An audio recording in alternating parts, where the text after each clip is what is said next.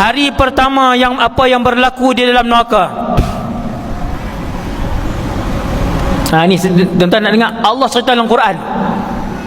Setelah kesemua jin yang jahat, yang kafir dihumbankan ke dalam neraka, manusia-manusia yang jahat, kafir dan fasik, munafik dihumbankan ke dalam neraka, keseluruhan syaitan dihumban masuk dalam neraka, kesemuanya membontoti iblis laknatullahi alaih. Kesemuanya mengekori iblis di dalam neraka. Kesemuanya memaki hamun iblis di dalam neraka. Kesemuanya menyalah-nyalahkan iblis. Hang punya pasal menyesatkan kami ketika di dunia dulu. Kesemua mengeluarkan maki-makian di dalam neraka, menyalahkan iblis,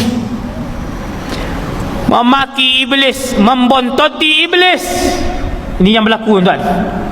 Sampailah bila keseluruhan penduduk neraka duk salahkan dia. Ni hari pertama. Ikut iblis, menyalahkan iblis, memaki hamun iblis. Iblis pun duduk di satu tempat yang tinggi.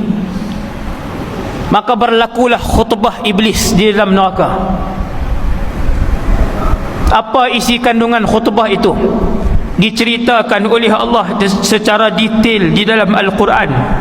A'udzu billahi minasyaitonir rajim. وقال الشيطان لما قضي الأمر إن الله وعدكم وعد الحق.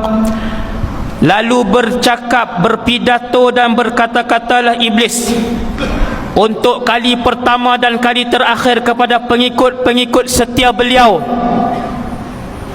yang sentiasa mengikuti arahan dan nasihat beliau di atas muka bumi Allah. Dia cakap apa? Innallaha wa'adakum wa'dal haq. Sesungguhnya kesemua yang kamu dengar dahulu daripada utusan-utusan Allah itu benar. Apa yang para nabi dan para rasul tinggalkan itu benar. Apa yang rasul cakap tutup aurat itu wajib, itu benar. Apa yang para rasul cakap riba itu haram, itu benar.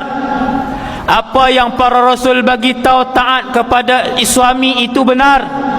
Apa yang para rasul sampaikan itu benar. Wa wa'adtukum fa akhlaftukum. Apa yang aku janjikan itu, maka kesemuanya itu adalah palsu. Waktu tu iblis baru bagi tahu.